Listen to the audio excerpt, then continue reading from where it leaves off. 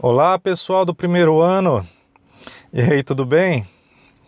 Bom, aqui é o professor Tiago Souza, direto do seu próprio carro, mas é tudo para que você possa receber o conteúdo aqui de auxílio para você ter o seu conhecimento, tá bem?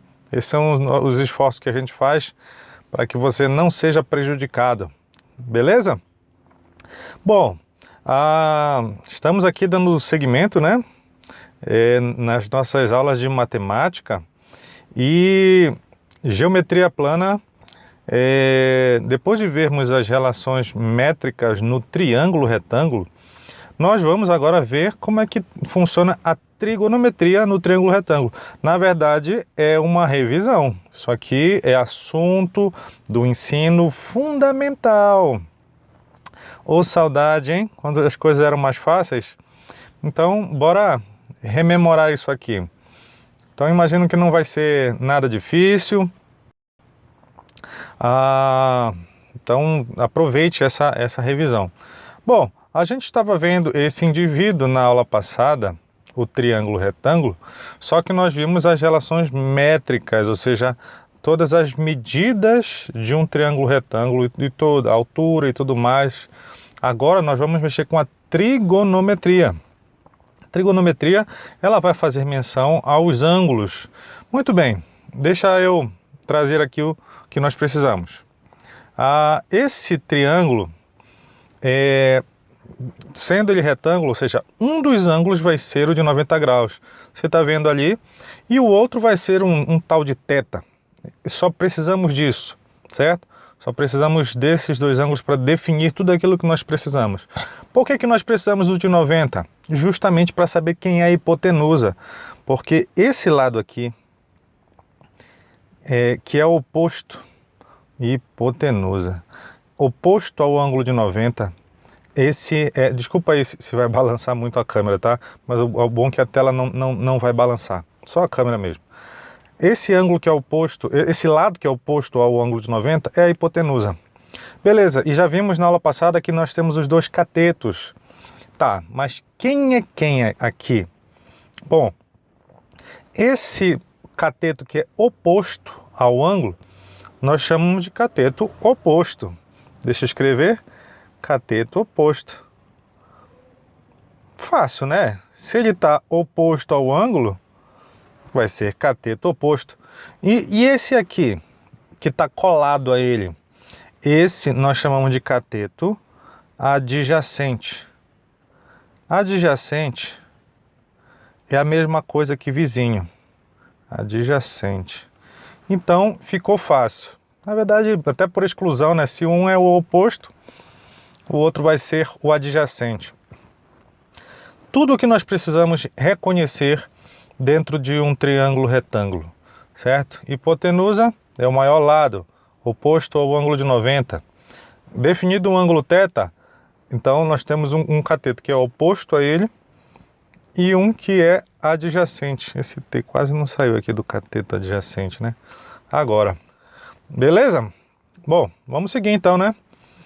Então nós conseguimos tirar as razões trigonométricas desse triângulo retângulo. Então agora, para ficar mais fácil, hipotenusa, cateto oposto, cateto adjacente. Correto? Nós temos três razões trigonométricas mais do que conhecidas, né? A primeira delas é o seno. Então, quando nós queremos calcular o seno, né, o que nós fazemos? Na verdade, é o contrário, tá? Quando nós pegamos esse lado aqui, esse cateto oposto, e dividimos pela hipotenusa, essa razão trigonométrica nós chamamos de seno, tá? É a única coisa que os matemáticos fizeram, pegaram esses três lados e relacionaram de 2 a 2, certo? Então, primeiro eles pegaram o cateto oposto e a hipotenusa e fizeram uma razão. Então, tá aqui, ó, cateto oposto sobre a hipotenusa.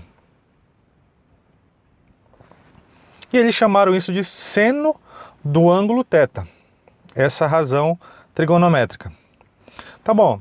Também eles pegaram o cateto aqui embaixo, o adjacente e a hipotenusa, e chamaram essa razão ou essa relação de cosseno daquele ângulo θ.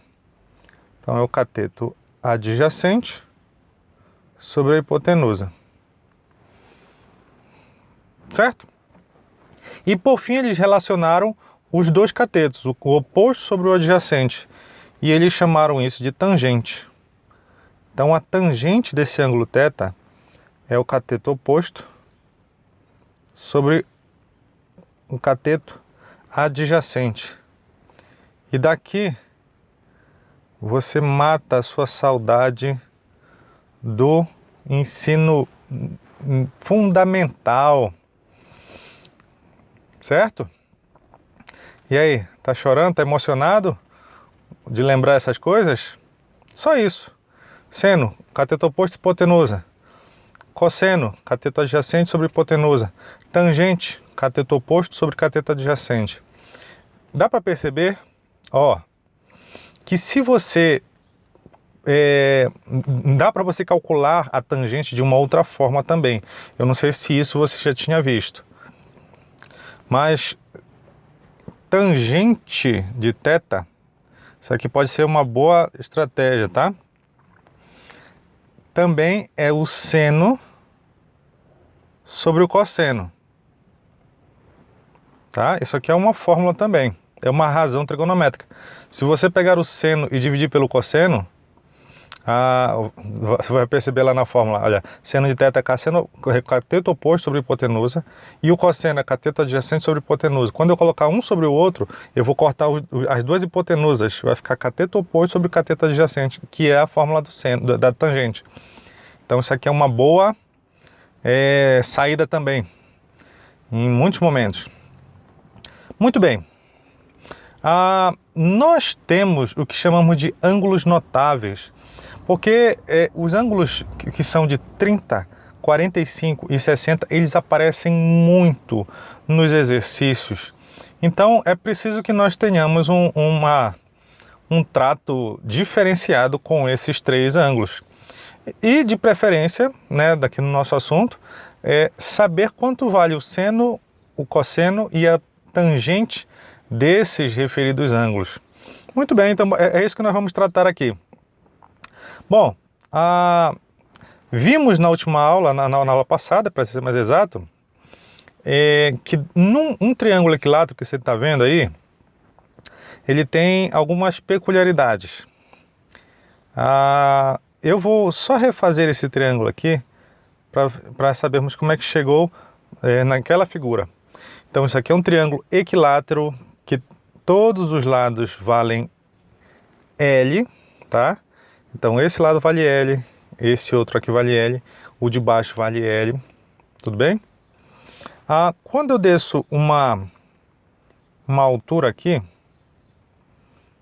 tá? Uma altura H, aquele lado de baixo vai ser dividido pela metade, né? Assim que nós fizemos a dedução dessa altura com o Teorema de Pitágoras. Como isso aqui é uma altura, ela vai formar um ângulo de 90 graus. Como o triângulo original era equilátero, todos os ângulos internos eram 60, ou seja, esse daqui era 60, esse aqui é 60, e o lado de cima também seria 60, tá bom? Quando eu passei aquela altura, formou um novo ângulo aqui, ó. Certo? Bom, a gente pode pensar, será que cortou na metade mesmo? Bom, é só fazer. Lá embaixo nós temos um ângulo de 60 e um de 90. 60 mais 90. Para completar 180, falta 30 lá em cima. Então, realmente, aquela altura partiu o ângulo de 60 na metade. Tá bom. Então, foi assim que foi produzido aquela figura, tá? Vamos continuar. E eu tinha o seguinte, calculamos na aula passada que essa altura do triângulo equilátero é L raiz de 3 sobre 2. Fechou. Muito bem. E se eu quiser calcular, por exemplo, o seno de 30 graus?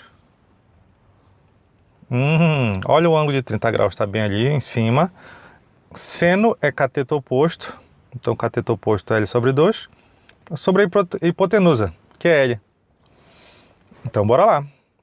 Cateto oposto sobre a hipotenusa. Bom, cortando esses dois, ficou 1 sobre 2.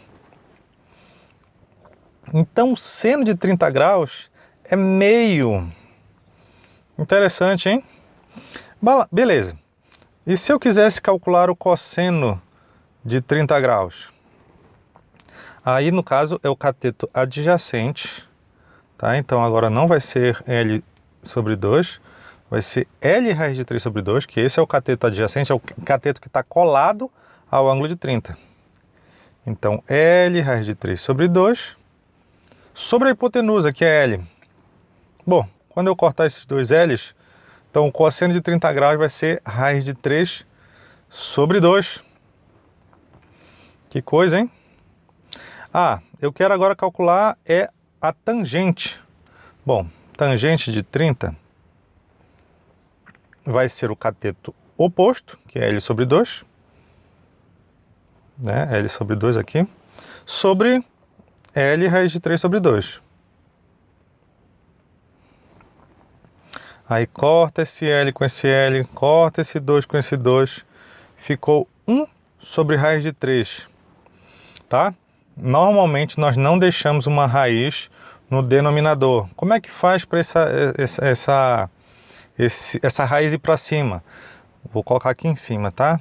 Quando a gente encontra alguma coisa assim, ou qualquer raiz, você simplesmente multiplica em cima e embaixo por ela. Então lá em cima ficou 1 vezes raiz de 3, dá raiz de 3. Embaixo ficou raiz de 3 vezes raiz de 3, ou seja, vai dar raiz de 3 ao quadrado, que dá 3. Então a tangente de 30 deu raiz de 3 sobre 3. Certo? Se você pegar o seno de 30, que é meio, e dividir por cosseno de 30, que é raiz de 3 sobre 2, vai ter que dar esse mesmo resultado. Tá? Bora agora para o de 60? Analisando agora o de 60, deixa eu apagar essas marcações.